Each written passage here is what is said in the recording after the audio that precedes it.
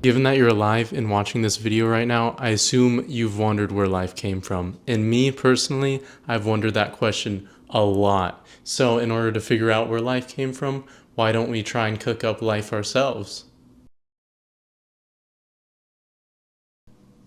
Alright, so for this recipe on life, I'm going to be following this cookbook called The Vital Question by Nick Lane. So if you're using a different cookbook, you might have a slightly different process to get to life than what we're going to be going over in this video. Also, I want to preface, before we start this video, that even with all the research that we do, we can never know with 100% certainty the exact details of how any topic works.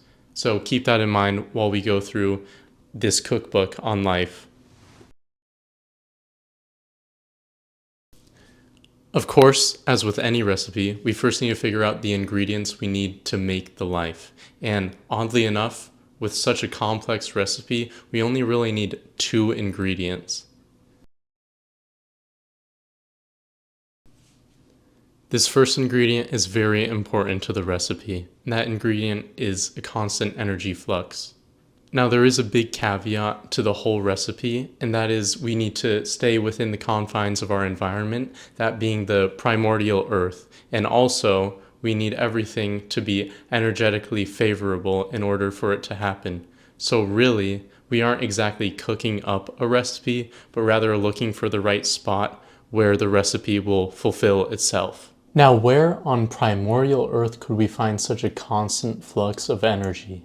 Now this primordial earth was filled with water, and this energy has to come from somewhere. You might be thinking, doesn't lightning have a whole bunch of energy? And you'd be right. So let's see how that hashes out. So lightning provides its energy in the form of electrons. In order for these electrons to power a cell, there has to be enough constant flow of the electrons from the lightning in order to give enough energy for the cell's functions. And in Nick Lane's book, he estimated that in order for there to be enough energy from this lightning, there would have to be 4 strikes of lightning per second per square kilometer of ocean. That much lightning isn't exactly feasible in the primordial earth, so lightning as a form of a constant flux of energy is out. A different solution could be found in proton gradients. A proton gradient is where there's a higher amount of protons on one side of a barrier than on the other side of a barrier. Proton gradients provide energy because the protons from the higher concentration side want to move to the area of lower concentration. This movement of protons can be utilized in many different ways, but the most obvious example is how ATP synthase converts ADP into ATP, which is our universal source of energy. A naturally occurring spot where we could find these gradients is in what's called an alkaline hydrothermal vent. Through a reaction of hot olivine rock with water on the bottom of the ocean, these vents spew up an alkaline fluid that contains hydrogen gas. For now, we could just take alkaline to mean a low concentration of protons. This mixture would meet up with ocean water, which at the time was highly acidic, meaning it had a high concentration of protons. Now we have a proton gradient that could be separated by small pores in the vent, of which there are plenty. Or the gradient could be sustained all by itself from the constant flow of fluids from the hydrothermal vents. Now, for our next ingredient, we need the organic molecules that make up this life. And if you know anything about biology, there are a lot of organic molecules that make up life. So it may seem like a tall order to get all of these organic molecules, but we'll see that it's almost like dominoes in that we only have to knock over one small domino for the rest to fall with it. This small domino could be found in the alkaline hydrothermal vents that we were talking about earlier. If you recall, these vents contained hydrogen gas, and also they contain a large amount of pores, which could act as a conductive inorganic barrier. Furthermore, the ocean water contained a high amount of carbon dioxide. Hydrogen gas and CO2 can perform a redox reaction where hydrogen gas gives up 2 electrons, and the end product comes out to be formate. Now, formate isn't fully useful to the synthesis of biomolecules. Luckily, hydrogen gas and carbon dioxide can perform further redox reactions. The two further redox reactions from formate give us formaldehyde and methanol, both of which are pretty important to biosynthesis.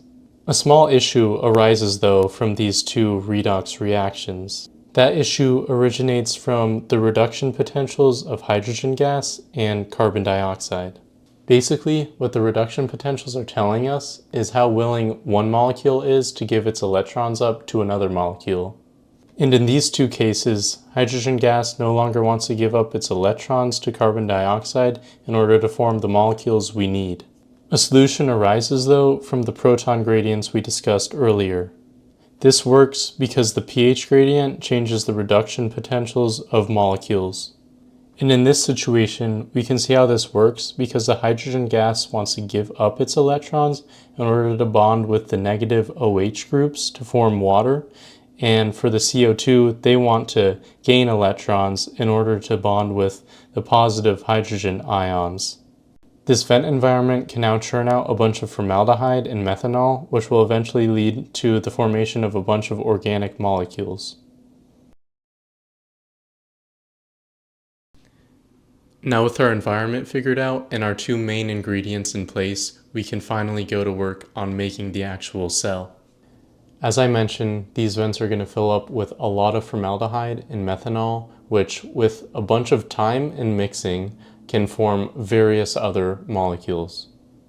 One of these various other molecules is a molecule that can mimic the functions of the acetyl-CoA molecule, which, as its name suggests, runs the acetyl-CoA pathway.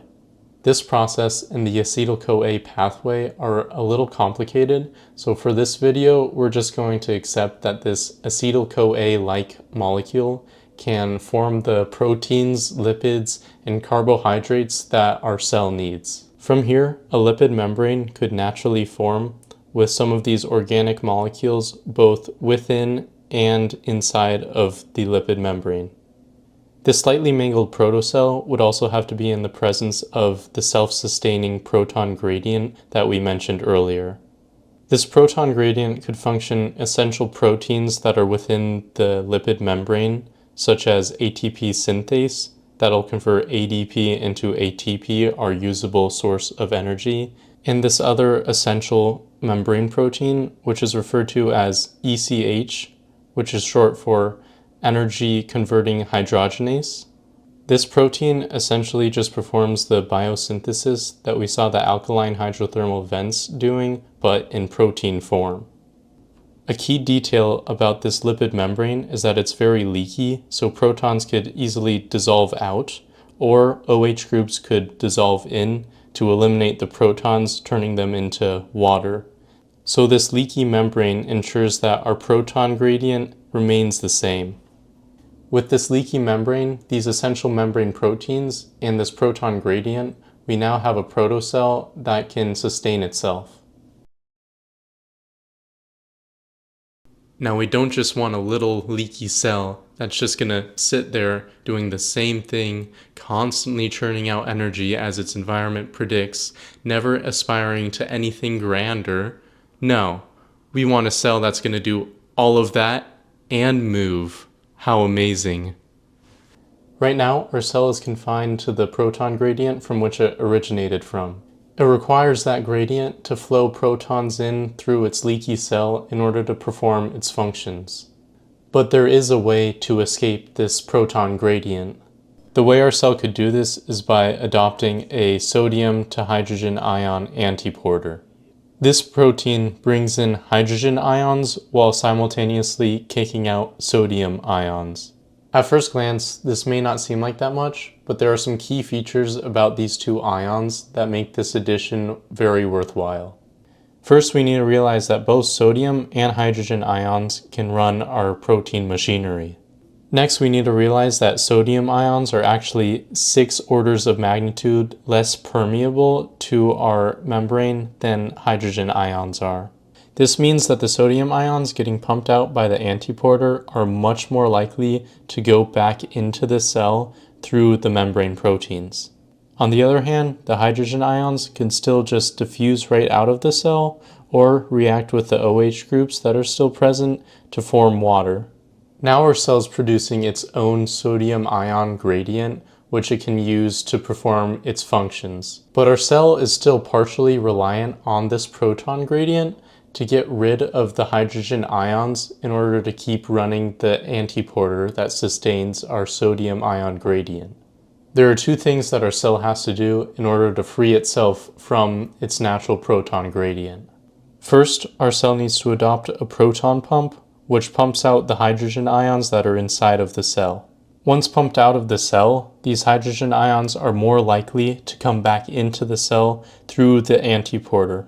This contributes to the amount of sodium ions pumped outside of the cell, which in turn contributes to the strength of the sodium gradient. This stronger sodium gradient allows the membrane proteins to function more efficiently. Next, since hydrogen ions are being pumped outside of the cell, it is now advantageous to make the membrane less permeable to these hydrogen ions. With a more impermeable cell membrane, the hydrogen ions are even more likely to go in through the antiporter, which will contribute to the strength of the sodium gradient. Through this process, our cell can create its own gradient, so it's no longer held down from the proton gradient from which it was born. Through this lengthy process, we finally achieve life, that being a primitive prokaryotic cell.